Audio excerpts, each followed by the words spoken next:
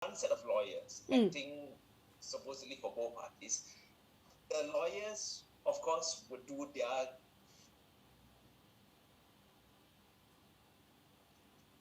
utmost best to represent one of the parties, that particular lawyer first.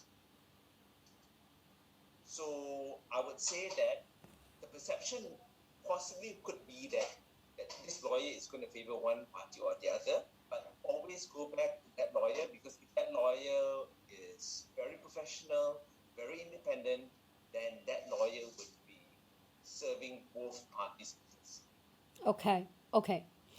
So it also depends on I think this is a human nature. If that lawyers is husband's friends, so obviously it's gonna be siding on the husband if the husband is gonna pay for it.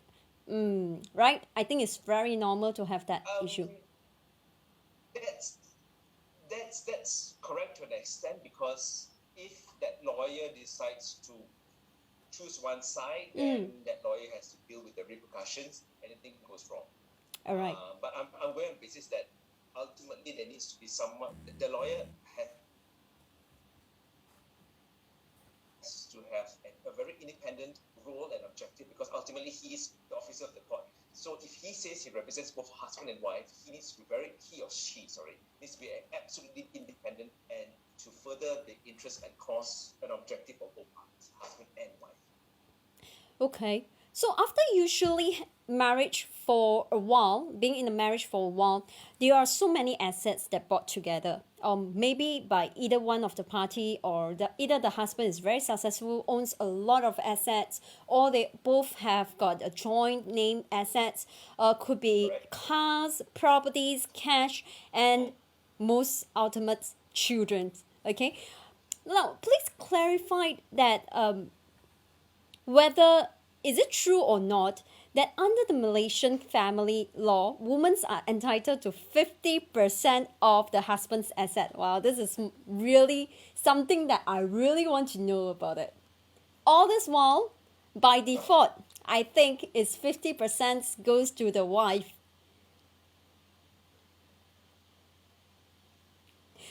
Alfred is not listening. Why are you so afraid? So Alfred, maybe now you want to turn off. You want to turn off all of this, Alfred, and then you just live in ignorance, and then not listen on this. Okay, so Vicky, your question is a lot of cabang here. So let me start first. Okay. Ultimately, the courts first will have to look at to see whether or not this asset is a matrimonial asset. So usually the usual course of events would be that if the asset is acquired after the marriage, then yes, it's a matrimonial asset, and courts usually would lean towards an equal distribution. Yes, but that is just a presumption, because there are other aspects as to how the court would then decide. Look, yes, whilst it's half-half, but I have got other factors to consider, i.e. things like your children and the contribution, the financial and non-financial contributions of each. Very, very, very unlike UK and US, where we have all this prenuptial agreement where you say, okay, husband and wife, any form of adultery, therefore it's half-half. That's very simple. Here it's different. Assuming then, so that's one category of matrimonial assets obtained after marriage. Assuming that we have this asset, husband or wife got, that is before the marriage. Obviously, the husband and or the wife would say, I don't want to call the matrimonial asset. Okay, but assuming that the husband has this house, some kampung somewhere, but wife did a lot of stuff to the house to make it better. She paid money, renovated it, made it look so much better, and then increases the value of the property. Vicky, you will know how it is like in terms of property. If that's the case, then the court will say, okay, wife, yes, it's not in your name, you didn't acquire it after the marriage, but you spent so much time, you gave a lot of effort, you sacrificed your potential career just to make that asset better. So then the court will give consideration to that particular effort by the wife. now watch back in the So in other words, can I say that woman has got a upper hand than the man?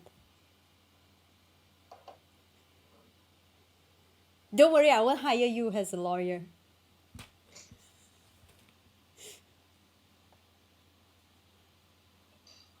Okay. I hope that answered that question, Vicky, from your question. Yeah. So can I say that woman has got upper hand than the man? Um, when it comes to the act, which is the law reform, divorce, and the law reform, divorce and matrimony act, personally, it does favor to an extent the women. But I understand because this is a 1976 act, it's completely in earlier parts where the wife was supposed to stay at home and then the husband is the breadwinner. It doesn't take into account our current situation where husband and wife are deemed to be equal. So I'll give you an example. The husband, insofar as claiming for spousal maintenance, of course people would know this more as the alimony. Okay.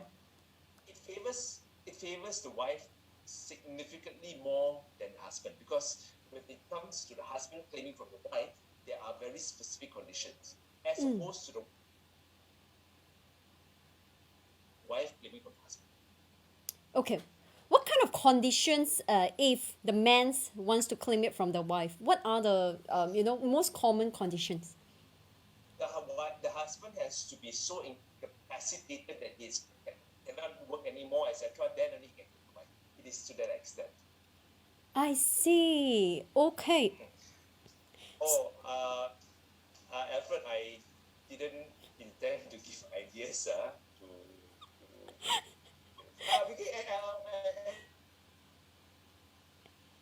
Yes, you are frozen. for the questions, Vicky. Okay, don't worry. You were frozen for like 10 seconds, so Alfred couldn't hear you. Thank you so much for answering that question. Now I have this leads to another question, which is I'm gonna ask, what about women's asset? Okay, what about women's asset? Do we as a woman have to give like our 50% of our assets that we owns maybe perhaps after the marriage? Okay, do we have to give this 50% of our asset to our husbands if divorce, in the event that we got divorced?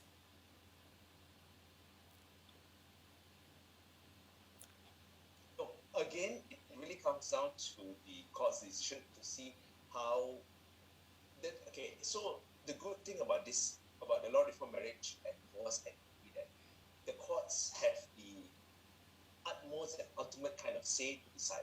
And in deciding that, they look at everything like wife's interest, husband interest, and more importantly, the children's interest. So when they look at that,